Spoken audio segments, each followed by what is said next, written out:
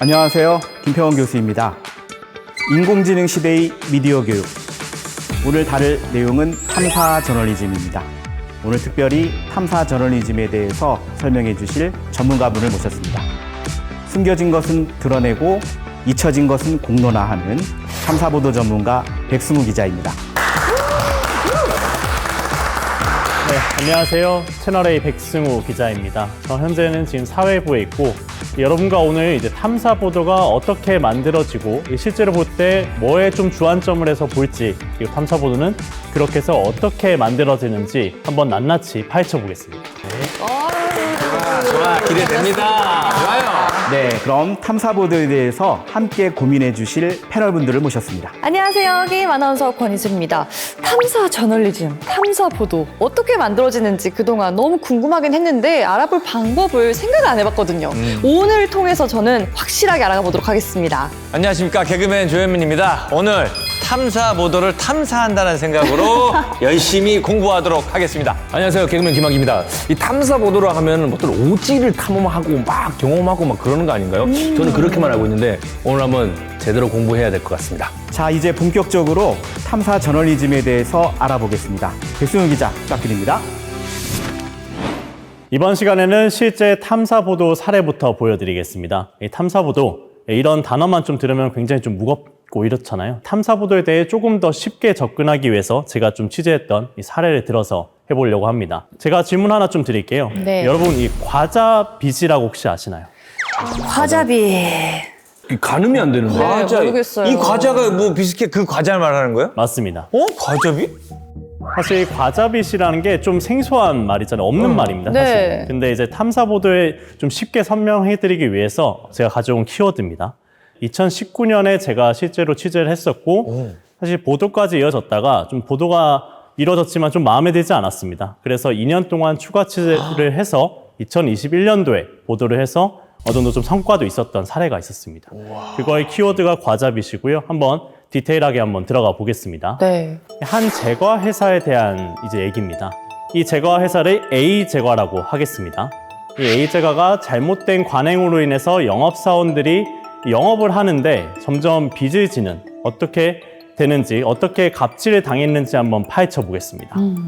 이 마트에서 과자를 사려면 이 과자 제과 회사에서 제품 개발을 해서 과자를 만들어야겠죠. 그렇죠. 그다음에 이제 제조. 본사에서 과자를 그거를 만들면 이 지사로 영업을 하다를 합니다. 그렇지. 그다음에 이제 각 지사에서는 유통. 영업소로 이제 하다를 하는데 그 과정에서 영업 사원들한테 매출 목표치라는 걸 주게 됩니다. 네. 그래서 과자를 마트에 분배하는 형태로 이뤄지는데 보통 이런 식으로 이제 과자 프로세스가 꾸려진다고 보면 될 것 같습니다.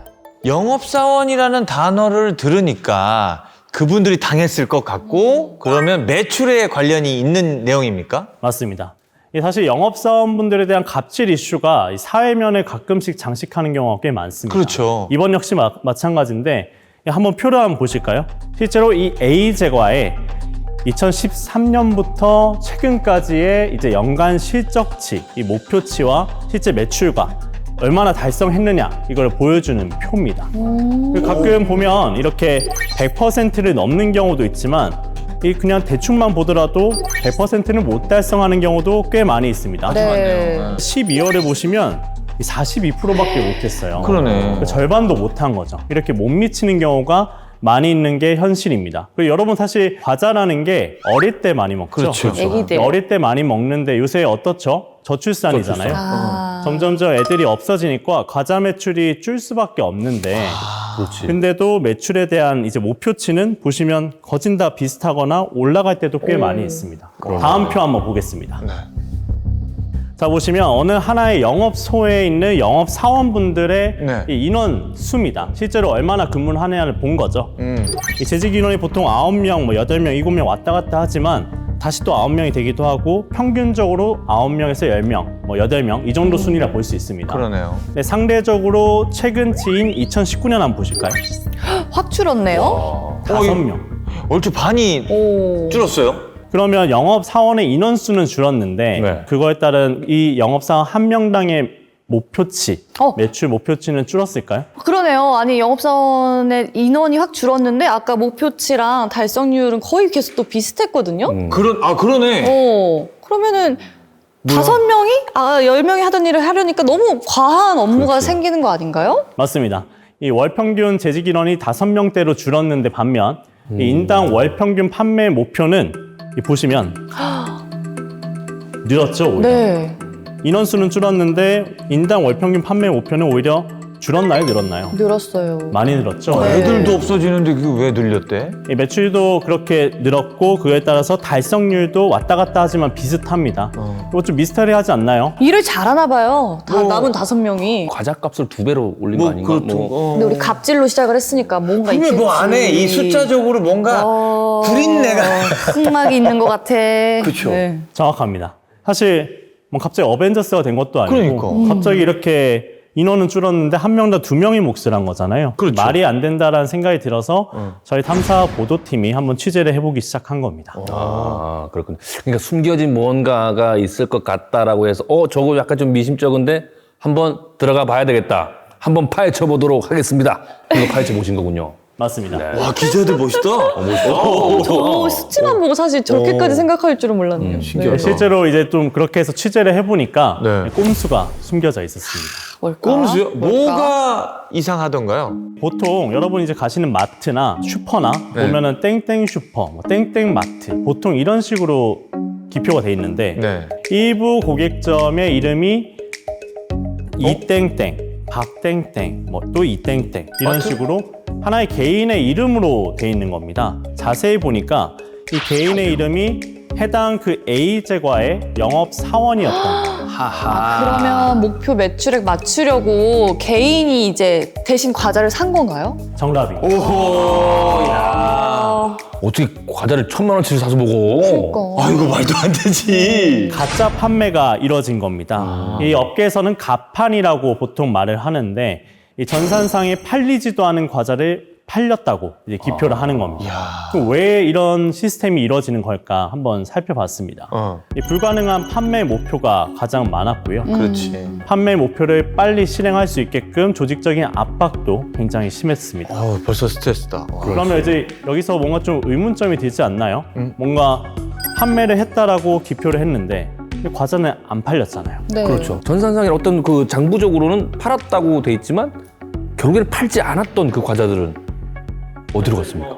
저도 현장에 가봤는데 네. 지금 현재 이 스튜디오를 꽉 채울 만큼 엄청 많이 박스채로 이제 과자가 생산도 되긴 있는 겁니다. 됐구나. 생산은 된 거죠? 생산은 이미 돼 있고 과자가 물론 유통기한이 상대적으로 좀 길지만 유통기한이 정해져 있는 과자들이에요. 그렇죠. 유통기한이 다 그게 있지. 덤핑식으로 해서 이제 보통 이렇게 많이 창고에 쌓여 있게 되는데 그러면 이 과자가 아까 말씀드렸다시피 유통기한이라는 게 있지 않습니까? 네. 그러면 영업사원분들은 이미 팔렸다라고 했는데 과자는 쌓여 있습니다. 그렇지. 그러면 어떻게 해야 되죠?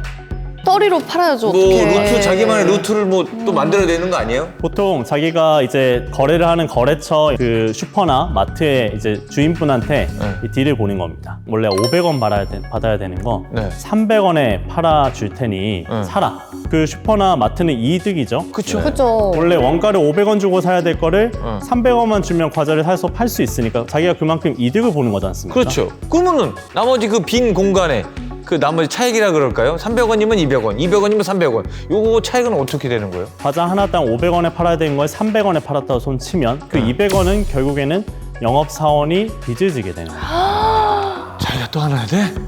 그게 바로 과자빚인 거죠. 아, 그래서 과자비. 와, 그래서 이게 과자 아이고, 빚이라고? 200원, 300원 해도 여기 다 채울 정도 과자면. 그럼 본사는 이런 거에 대해서 전혀 뭐 아무런 액션이 없어요? 사실 이게 여기서 키워드가 본사는 아무 액션이 없다는 겁니다. 왜냐? 뭐 실질적 압박이 있었다 그런 거에 대해서 증명할 길이 없고 영업사원이 뭐 손을 이렇게 끌어다가 기표를 하라고 시킨 것도 아니고 영업사원이 본인들이 한 거니까 그러니까 본사 입장에서는 자기들이 그렇게 한 거에 대해서 왜 본사가 책임이 지느냐라는 식으로 이제 스탠스를 잡은 거예요. 와, 발뺌, 꼬리 자르기 한 그 통상적으로 얘기하는 거잖아요. 있잖아요. 꼬리 자르기 아니면 뭐 영업사원의 과잉 충성이다 뭐 이런 거? 뭐 이런 아니면 건가? 이게 가장 문제가 뭐냐면 그렇게 그냥 그대로 문제가 있지만 알고 내려오는 관례나 관습의 문제인 것 같다는 생각이 드네요. 맞습니다. 그럼 지금 이게 보도가 나간 거잖아요, 그죠? 그럼 보도가 나간 후 제가 회사의 스탠스는 어떨지도 궁금합니다. 제과업체 쪽에서 가장 핵심적인 부분은 저희가 취재를 하고 보도를 한다는 걸 알게 됐을 때 네. 본인들의 이름이 나오는 거를 굉장히 거부감을 느끼고 그렇죠. 극구 말리려고 엄청 노력을 했습니다. 근데 결과적으로는 이름이 나가지 않았어요. 나가지 않았고. 유명 제과업체라고만 제목에도 기사 내용에도 나오게 됐습니다. 뭐라고 변명했냐, 뭐라고 해명을 했냐 하면 해당 영업소장이 허위 매출을 숨기는 수단으로 악용한 소지가 있어 관련 영업 방식을 한 달 동안 폐지했다. 한 달 만에 한달 폐지했다라고 만에 했습니다. 야이. 그러니까 회사 자체는 잘못이 없다, 몰랐다. 맞습니다. 이런 거죠. 근데 뻔히 보이는데도 뭔가 괘씸해서라도 2차 취재를 해야겠다 뭐 이런 마음이 좀 드신 건가요? 맞습니다. 뭐 여러 가지 요인이 있어서 이름이 못 나가긴 했는데 사실 제가 조금 더 취재를 더 열심히 했으면 좋지 않았을까. 뭔가 저 아유. 스스로도 이거를 좀 알아보는데 좀 시간이 걸렸습니다. 이 가짜 판매를 굉장히 쉽게 설명을 드리고 있지만 네. 처음에 제보가 왔을 땐 되게 힘들었거든요. 그렇죠. 모르는 그 부분인데. 너무 생소해요. 네. 그래서 2년 정도 더 취재를 했습니다. 무섭다. 무섭다. 그러면 이 1차 취재보다 이제 2차 때는 조금 더 뭔가 들어간 게 있나요? 탐사 저널리즘으로서 뭔가 괜찮았던 게 있나요? 네, 맞습니다. 한번 자료 보실까요? 좋죠? 자, 자료를 한번 보시게 되면 이 해당 A 제과의 전라도, 충청도 권역의 영업소를 총괄하는 네. 이 지점장과 영업소장 간의 대화입니다. 앞서 제가 보도했을 때는 영업사원에 대해서 좀 더 국한해서 취재가 됐다면 네. 그 윗선에 대한 취재가 이뤄진 거죠. 그래서 보면은 대화 내용 보시면 땡땡 영업소 적립금액 보고드립니다 하면서 땡땡 제과의 최초 가판 금액은 얼만데 아니 대놓고 저렇게 근데 가판을 적립금액은 이만큼이고 지금은 잔여 가판 금액은 이만큼 남아 있습니다 라는 이제 보고를 하는데 네. 그게 하나의 지역이 아니라 순천, 서강주, 청주, 대전 이런 식으로 내려가게 됩니다. 그리고 옆에 보시면 뭐 해당 지점장이 그 해당 대전, 유성 뭐 이런 식으로 지역명에 따라서 이제 어떻게 가짜 판매 금액이 관리가 되고 있는지에 대한 도표가 나와 있습니다. 이만큼 체계적으로 관리를 하고 있는 거죠. 지금 단위가 지금 저게 보여주는 거죠. 단위가 1,000원이야. 그러니까 저 가격이 어마어마한 거야, 그러니까. 맞습니다. 그러네. 이게 뭐 단순히 이게 9만, 9억, 6만 9천 원이 아니고 그러게. 공시에서 하나 영업소당 억 단위의 가판이 그대로 남아 있다라고 보면 될 것 같습니다. 대체 뭔 일이야. 언제 얘기를 해, 이거? 이 돈을 다? 그리고 너무 조직적으로 저렇게 다들 보고하고 정리되고 이게 그냥 하나의 영업소의 문제가 아니네요. 그렇죠. 이게 지금 영업소가 지점장한테 보고를 하고 있잖아요. 그럼 지점장은 이 보고를 왜 받을까요? 어디다가 당연히 자기도 보고를 해야 되니까 본사? 보고를 받는 거겠죠. 그렇죠. 어떻게 보면 이게 단순히 하나의 영업소의 영업소장의 뭔가 일탈이 아니라 네. 굉장히 시스템적으로 하다못해 제가 보도가 된 이후로도 이렇게 되고 있다는 걸 방증하는 그런 자료인 거죠. 그러니까 한두 군데도 아니고 이렇게 조직적으로 했다면 상황이 엄청 심각해 보이는데요. 맞습니다. 방금 이제 말씀드린 것처럼 이 시스템, 과자 빚을 지게 하는 시스템도 문제인데 네. 사실 시청자나 독자 입장에서 그리고 이 사안을 잘 모르는 제3자 입장에서 보기에는 그러니까. 이 지금 이제 보여드리는 부분이 훨씬 더 심각하게 받아들여지실 겁니다. 진짜? 이 갑질의 사례인데요. 네. 실제로 보시는 이제 내용은 이제 지점장이 영업소장한테 따로 하는 영업소장들이 있는 여러 가지 이제 카톡방에 실제로 나오는 대화 내용입니다. 4월 한 달 했으면 충분함. 못하는 조직은 그건 조직장의 역량과 능력 문제지. 이걸 회사의 문제로 해석하지 말 것. 계획, 목표, 책임 일판을 하고 마감 바람. 5월에는 상식이 통하지 않는 조직은 더 이상 좋게 말하지 않겠다. 라고 얘기를 하는 부분. 빡빡하네. 그리고 우측에 보니까 막 이런 말도 있어요. 장난합니까? 무슨 개 같은 실적으로 마감 보고하는 겁니까? 답변을 엄청 좀 심한 하세요. 욕도 있어요. 이 말이라는 게 다들 아시겠지만 아다르고 어다르고 말 한마디로 청년빛을 갚는다고도 하는데 저렇게 이렇게 문자적 압박, 이게 스트레스가, 이 프레셔가 엄청 날 것 같은데 영업사원들이. 방금 읽어드린 부분 예. 보시면 오후 8시 44분입니다. 단순히 왜 영업 목표치를 못 채웠냐라는 부분을 물어보는 게 아니라 그 과정에서 여러 가지 폭언이 나오고 실행하기 어려운 시간대에 왜 안 했냐고 묻게 되면은 결국에는 어떻게 될까요? 영업사원들은 이미 퇴근을 했는데 기표상으로 판매를 했다고 오후 8시, 9시에 가짜 판매를 하게 됩니다. 그래서 그 그래서 그렇게 3.5를 됐구나. 맞추기 위해서 또 사야 되는구나. 이거 영업사원들만의 문제가 아니네요. 악순환이다, 악순환. 다 가해자고 다 피해자네, 약간 느낌이. 저희가 좀 오랜 취재를 통해서 이 워딩이 실제로 말로 나오는 이 녹취를 확보를 했습니다. 한번 직접 들어보시겠습니다. 진짜? 꼭 영업소에 발목 잡는 사람 몇 사람 있어. 한 사람 낫겠다라는 그 생각이 있어야 되는데 아무 생각이 없는 거예요. 뇌가 없는 거예요, 뇌가. 문제는 우리 영업소 평균이 81.3이면 80% 미만자는 영업소의 암이야, 암. 아이고. 도려내야 될 암덩어리야. 암덩어리. 영업소에 사람이 있든 없든 간에 도려내야 되는 80%면 잘한 거 아니에요? 네, 방금 이제 들으신 녹취는 영업 소장이 영업 사원들을 불러다가 아침에 조회식으로 할 때 실제로 말한 내용들입니다. 보시면 뭐 썩은 암덩어리다, 뭐 뇌가 없냐, 뭐 환부를 도려내야 된다. 뭐 환부를 도려내야 된다는 말은 뭘까요? 결국 자른다라는 얘기죠. 그렇죠. 그리고 어떻게 보면 굉장히 압박감을 심하게 줄 수밖에 없는 내용입니다. 사실 그게 근데 영업소장 개인의 이탈이냐? 그게 아니라 전날에 지점장이 그런 식으로 영업 압박을 넣으면 다음날 아침에 조회 시간에 그런 식으로 영업사원들한테 압박을 하게 되고, 그럼 영업사원분들은 더 잘 팔아야 되는데 뭐 슈퍼마켓이나 뭐 마트가 갑자기 하루아침에 뭐 더 생기나요? 그게 아니지 않습니까? 네.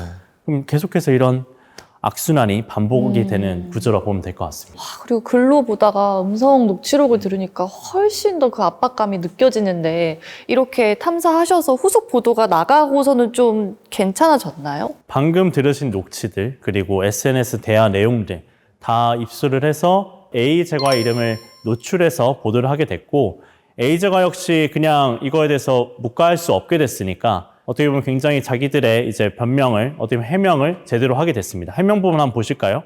자, A제과 측은 이 윤리 경영에 어긋나는 부적절한 발언에 대해서 즉시 인사 조치는 물론 향후 재발 방지를 위해 다양한 노력을 하겠다. 그다음에 영업 목표를 현실화하고 선제적인 감시 활동을 강화해서 재발 방지는 물론 더 좋은 영업 환경을 만들겠다라고 얘기를 했습니다. 실제로 그래서 이렇게 이제 보도가 나간 이후에 정부에서도 나서게 됩니다. 그래서 정부에서도 이 건에 대해서 이제 문제를 삼고 관련 세무조사를 하게 되고요. 가짜 판매로 해서 우리는 이만큼의 영업 이득을 받습니다라는 그 영업 이득 자체도 잘못된 거잖아요. 그렇죠. 그걸 통해서 정부가 결국에는 추징 세금 이제 그렇죠. 60억 원을 더 물게 됐습니다. 연쇄작용으로 선순환이 이뤄졌고, 개인적으로도 이제 문자를 하나 받았는데 한번 보실까요? 네. 뭐 사실 되게 소소한 문자입니다. 사실 제가 보도를 하고 2021년도에 해당 날짜에 보도를 하고 문자 하나가 왔더라고요. 그 감사합니다 기자님, 힘없는 사람들 관심 가져주셔서 다시 한번 감사드립니다. 먹먹했던 게 이제 힘없는 사람들한테 관심 가져주셔서 고맙다라고 한 부분이 스스로를 힘이 없다라고 얘기를 한 거잖아요. 네. 그게 참 어떻게 보면 참 기자 생활을 하면서 참 뿌듯했던 부분이 아니었을까. 실제로 그렇죠. 지금도 많이 개선이 돼서 지금 영업사원 할 만하다고 하더라고요. 그러니까 이게 다행이다. 보면 진짜 큰일 하신 게 보면은 이게 어떻게 보면은 어떤 그런 영업사원들이 저런 스트레스와 이런 압박들이 더 심해져서 지금까지도 만약 이어졌다면 정말 상상할 수도 없는 일들을 우리 백 기자님이 막으신 거나 다름이 없는 거거든요. 와, 저기만큼은 지금 예전 우리 한 1960에서 70년대 시절에 멈춰 있는 것 같아요. 뭔가 목적에만 매몰돼서 그 중간은 아무것도 필요가 없는 거예요. 결과. 과정보다는 결과만. 이게 2000년대 넘어서 있는 일이라고 생각하니까 너무 소름 돋아요. 불과 2년 전에 이제 개선이 된 거니까 어떻게 보면 힘없는 사람들이 한테 관심을 가져주고 힘없는 사람들이 조금 더 힘이 있게끔 대변해주는 게 어떻게 보면 탐사보도의 하나의 목적이라 볼 수 있을 것 같습니다. 그래서 실제로 이런 소명의식을 가지고 보도를 해야 되는 게, 그리고 취재를 해야 되는 게 탐사보도 기자의 하나의 덕목이라 보면 될 것 같습니다. 지금까지 이제 탐사보도 사례에 대해서 알아봤습니다.